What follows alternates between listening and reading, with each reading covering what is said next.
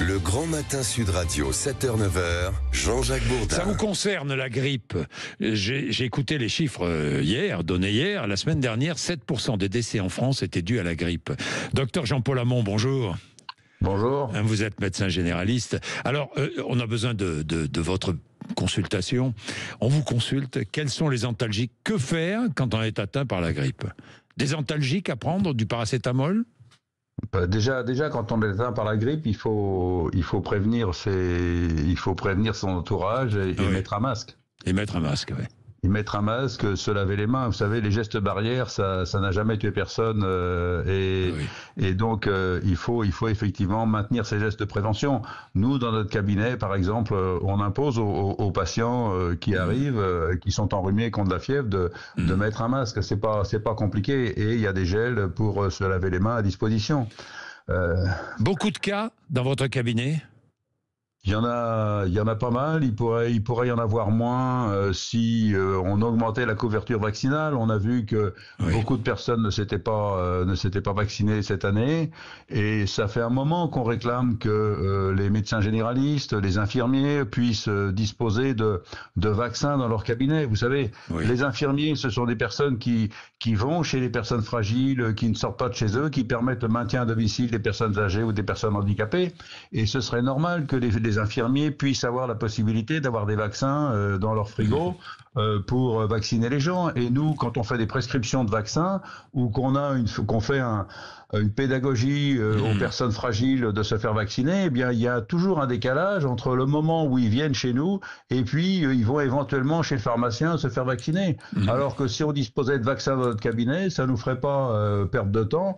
Et ça coûterait pas plus cher à la collectivité, sans doute moins, et on pourrait vacciner les gens. Alors, Jean-Paul Hamon, quand on est fiévreux, certains prennent du paracétamol ou de l'ibuprofène. Non, pas d'ibuprofène, il faut prendre du paracétamol. Il faut pas prendre d'anti-inflammatoire. Il faut prendre du paracétamol. Il faut boire abondamment, et puis surtout des boissons froides ou chaudes? Des boissons froides ou chaudes? Il faut boire, il faut boire. Les douches, il faut vraiment se couvrir. Douche chaude, certains font des inhalations de vapeur avec de l'huile essentielle de menthe poivrée. C'est une bonne idée, ça sert. Écoutez, il y avait le calyptol, il y a toujours le calyptol inhalant qui est très bien. C'est vieux comme vous mettez ça dans un bol, vous prenez un peu d'eau chaude, ça soulage momentanément. Hein. C'est pas miraculeux, mais ça donne un peu de confort. Oui. À partir de quelle fièvre faut-il aller consulter un médecin?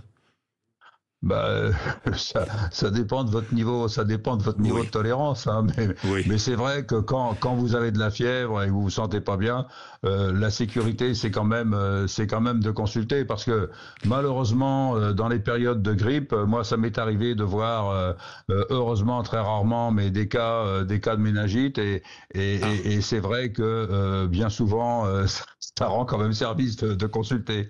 Et c'est le risque.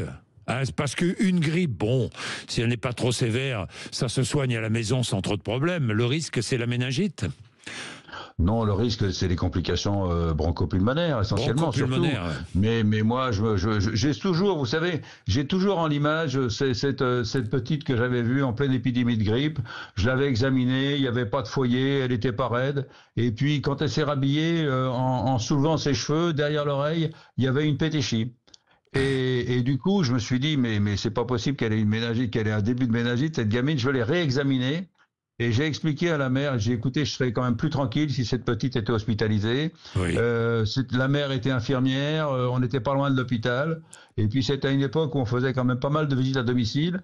Elle est allée à l'hôpital, et chose que je ne fais jamais, je suis passé à l'hôpital après avoir fait mes 2 heures de visite dans la cité. Et la gamine était couverte de pétéchis, elle faisait une méningite à méningocoque. Donc si vous voulez, dans une épidémie de grippe, il faut toujours se méfier des complications.